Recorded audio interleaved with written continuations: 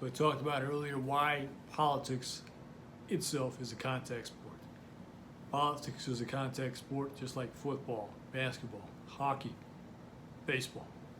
And it's because activities of any suspense number of campaign events are gathered to basically challenge, compete opponents, make opponents known or unknown, expose any dirty activities that opponents have done.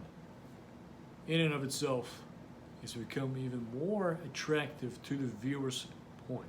Why today, and it's in the most dramatic and even sources today that are even exposed to higher rates of viewership to basically keep the public alive, keep the public curious, or maybe even confused as a result.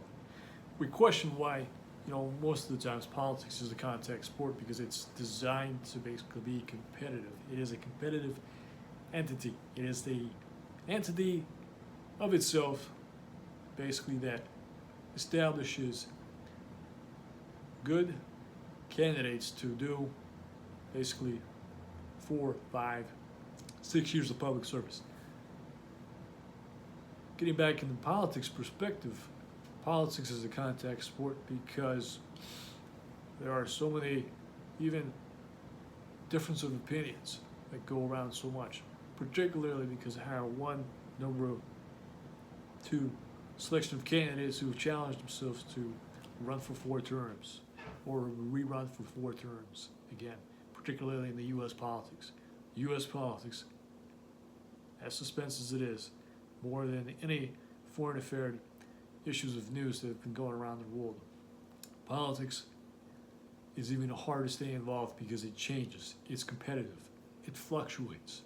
It's because of the movement of ideas and bought number of movements that drive either for positive influences or bad and ideological influences.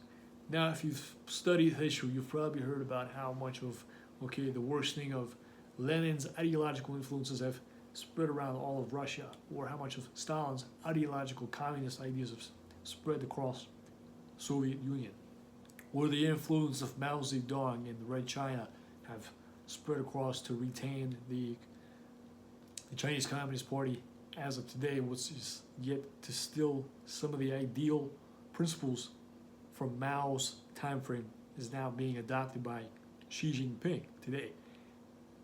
Heck, today is not as any worse than the previous historical political influences back then in the early 20th centuries.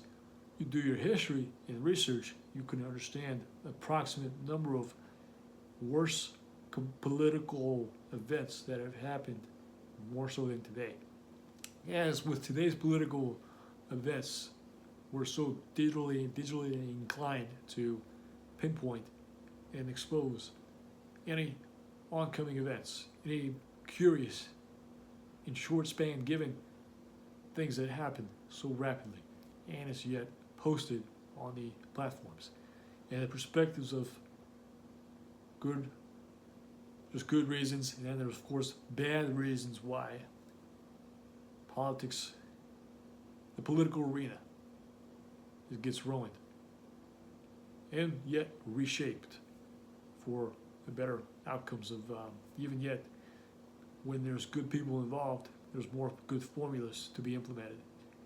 When there's bad people involved, there's bad formulas that get implemented. So you have good formulas and you have bad formulas. Bad formulas just as well implements the competitive strife, illegal actions, any bad ethics that come in. The good ethics, the good formula drives more good ethics, more good number of people that can lead a country. Particular reasons why in today's suspense of political arena that we're in, yes, it is like a boxing ring where two opponents get in the ring to fight each other, to battle each other for the victory. In this upcoming primary debates between Democrats versus the Republicans, there'll be multiple opponents gathering together to fight in the ring, to take really as many punches as they can in the faces So, to give you my perspective in the analogy you can carry forward. Like it, love it, share it, make your minds up to it, be ready.